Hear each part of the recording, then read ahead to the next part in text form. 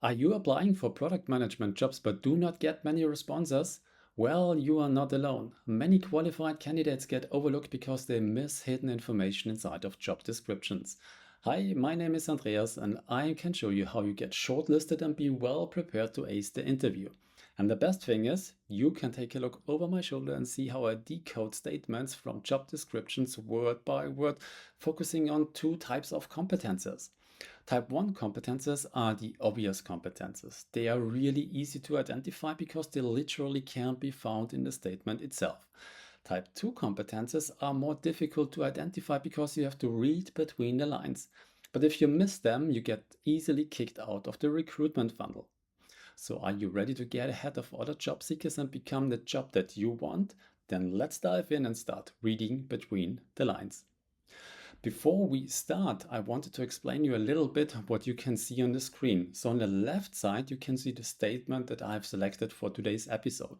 And on the right side, you can see the competences. And in these greenish colors, you can also see the importance at the current career level and also the share of the annual salary. Now let's take a look at the statement that I have selected for today's episode. And it's a statement that I have found in a product management job description. It goes like that. Drive execution, working iteratively and collaboratively with design, engineering, analytics, monetization, and many others to rapidly build, learn, and iterate.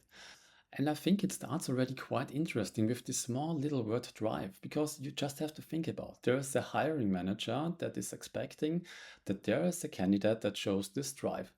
So think about if you are this kind of calm product manager, and even though you have a ton of experience and maybe one of the best possible candidates coming from your hard skills, I think it will get very difficult in the interview to convince the hiring manager that you are the right person because the hiring manager already said that I'm looking for a person that shows this drive.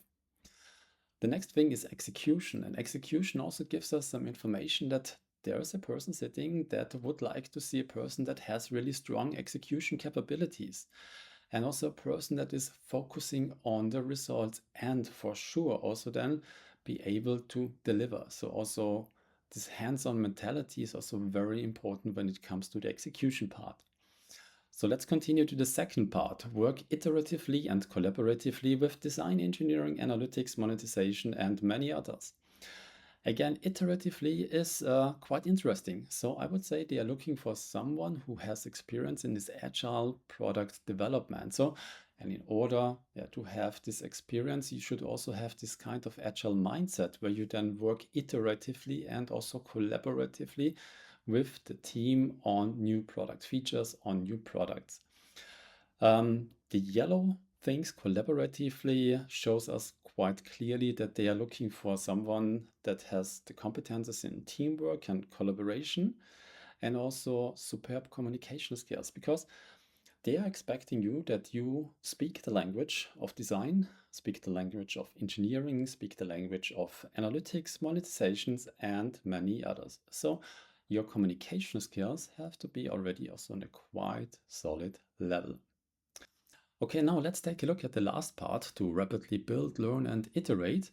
And it seems that there's a hiring manager that also have read the book Lean Startup and is also thinking that they would like to have this kind of product manager with this entrepreneurial thinking. And a very important skill in this area is also this idea validation, because they're also probably saying that we have this kind of rough idea where the product should be developed towards, but we also know that we have to experiment our way towards and therefore build, learn, and iterate. We don't know the future, there's some kind of uncertainty, and we want you, product manager, to build, learn, and iterate your way along. All right, and that was it for today's episode. And you may be wondering where these competences are coming from. And they are coming from something that's called the job leveling matrix. And this is a tool that I have created where I've collected all the relevant skills that product managers and product owners should develop in their career, and even included the salary increases that are possible when you learn these skills. So if this sounds interesting, then please go and visit my website smartproductpeople.com.